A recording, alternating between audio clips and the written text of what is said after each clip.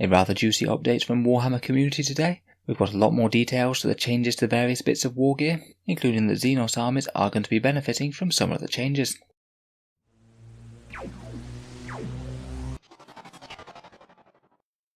Hello and welcome back to Warspecs Tactics, where today we're discussing a few new rules previewed by Warhammer community. I talked about some of the implications of changes to heavy flamers, heavy bolters and multi-melters in a previous video. We've already been told that there's going to be changes coming to a swath of Imperial weapons, and now we've got a lot more details clarified about this, including some of the changes that will definitely be happening for Xenos armies. Today I'll just go through the new information that we've got and discuss how I think it might impact the game.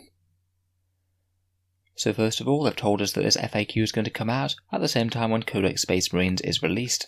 To my knowledge, we still don't have 100% confirmation exactly when that is, but it's definitely sometime in October, so not really all that long to wait. I think it's quite a nice touch that the update is coming alongside the Codex, as it should provide a small power boost to the other armies at the same time, and at least we don't have to wait for all of these changes until the actual codexes come out, which could be a very long time. As we've been seeing from the new leaked datasheets over the past few weeks, a lot of Wargear stats and unit profiles have been changing, including lots of the more unique weapons within the Necron arsenal, for example. They have said that this will continue to happen as the codexes come out, but they're making some early changes to the more generic options, the ones that most races have equivalents to or options for. In the article, they basically talk through a bunch of the different changes and some of the units that they think will be best buffed by them, including things that we already knew about, such as heavy bolters going to damage 2, which is generally going to make them a bit better against killing 2-wound infantry and vehicles.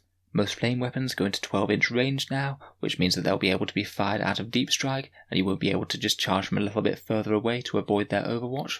Melta weapons are going to be d6 plus 2 damage when they're within half range, and multi-melters are getting 2 shots, so in general they're just going to be a lot more dangerous to hard targets. In terms of new stuff though, we have quite a bit more. First of all, they've confirmed that Tau battlesuit flamers will be getting that 12-inch range. It does make sense, they're called flamers, but I'm glad to have some confirmation that that's the case. It's particularly relevant on crisis suits, as it means they can just deep strike in and flame away happily. Still, the new fly rules are a little bit unhelpful with them being able to skirmish like they usually could, but it still could mean that some cheap anti-infantry flamer suits could be a bit more viable. They haven't mentioned anything about fusion blasters yet, but I'd hope that will be included in with the Melta changes. Next up, we have confirmation that hand flamers are getting 12-inch range, along with the rest of the flamer weapons. I was a bit unsure about them, as they used to have a very short range, just 6 inches, but I suspected that they would be going up in line as they jumped from 1 point up to 5 points in the latest chapter approved. At 5 points, I still think they were just a little bit questionable for damage output. They do essentially cost the same as flamers now. Still, not bad for being able to deploy them a little bit further away. Genestealer Cult in particular might be able to make a bit more use of them. You could be potentially getting a lot of auto hits with hand flamers without even having to use any fancy stratagems to deep strike really close. Next up, they've decided to tell us about hunter-killer missiles, which we had seen on previous datasheets from the Space Marine decks that had leaked. They're now officially confirming that they're going up to strength 10, AP-2, damage d6, and it's quite nice that they've been included in this update, as it looked like Codex Space Marines were about to get a whole load of those buffed, and it would have been a bit jealousy-inducing for Sisters of Battle and Imperial Guard, who also use hunter-killer missiles, to be hanging around with some weaker ones until their Codex dropped. Honestly, I think that these are really quite powerful at just 5 points each, and I'd typically be wanting to include them on vehicles where I can, particularly as they don't even limit you moving and firing now, because you can still hit on full ballistic skill. They mentioned in their own preview that Sentinels are going to be very good with this, and I would agree. They're a pretty handy place where you can pack a lot of them in, and you can also use that stratagem to allow them to fire first turn with additional accuracy. I really quite like them on Imperial Guard tank commanders as well, as they're quite a cheap little upgrade, and make good use of the extra ballistic skill and re-rolling ones to hit. Next up, we knew that there were Astartes chainswords getting AP-1. I was suspecting that this would come to the Chaos Space Marines as well, but now it's certainly confirmed. One of the units that they said would be getting stronger would be Khorne Berserkers, so if you don't already have chain axes on them, then the chainswords can give you that extra AP anyway. Next we have confirmation of power axes, power maws and power swords. We already knew that power swords were going up to +1 strength from a previous preview.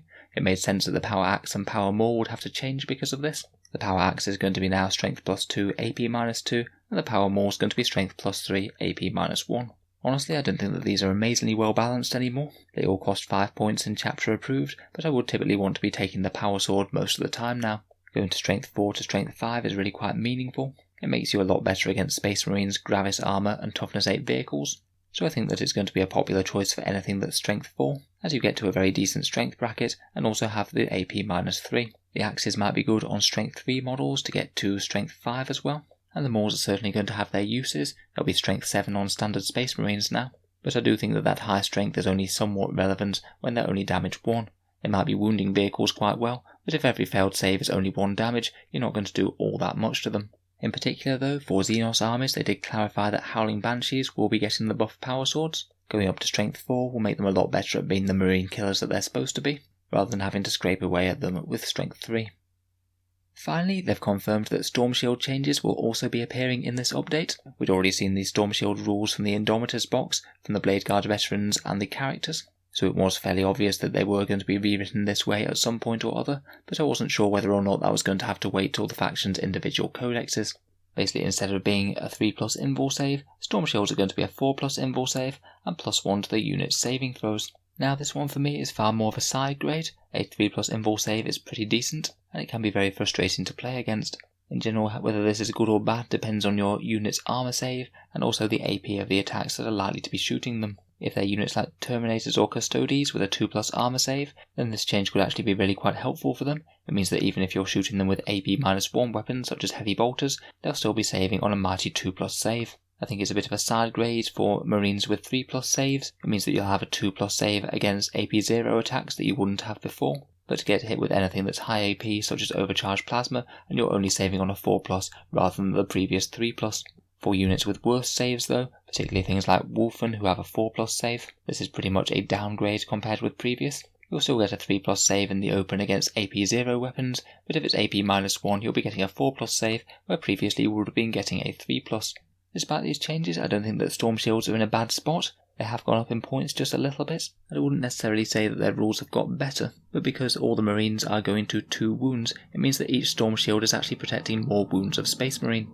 I think things like Vanguard veterans or Death Watch veterans porting Storm Shields and carrying around some other fancy gear are going to be a real pain to shift, and are going to be far less susceptible to small arms fire between the 2 wounds and the 2+ save that they might be getting against AP0. So nice to have a bit more information, and I'm glad that there's going to be some updates to Xenos and Chaos, even if the majority of the Wargear rebalancing is going to have to wait till their codexes. One thing I'm interested to see is if any other flamer weapons get increased in range, anything that previously had an 8-inch range and was auto-hitting, say like Orc Burners and Scorchers. I really hope that they don't forget about them when it comes to buffing the flame weapons. So let me know what you think down in the comments below. Feel free to subscribe if you'd like to see more videos like this. We'll certainly be covering any other 40k news as it comes out. If you've enjoyed the video and you're thinking about buying any model soldiers in the near future, I'd just like to mention that one way to support the channel is buying through the Element Games affiliate link that I have down in the video description below. If you're thinking about ordering in any Warhammer in the near future, then Element Games is a discount retailer in the UK, giving 10 to 20% off Games Workshop's range. If you ordered something through them after clicking the link in the video description, a small amount goes to help support Auspex Tactics, and it doesn't cost you any more at time of purchase. Element Games is based in the UK, though I do have a very similar Amazon link for the USA and Canada. That one works very similarly. Basically, if you click on anything and buy anything through Amazon whatsoever, a small amount goes to help support the channel, and again doesn't cost you any more at time of purchase. They can both just be ways to help support on any purchase that you were going to make anyway. In any case, a massive thank you for listening, and I'll hope to see you guys next time.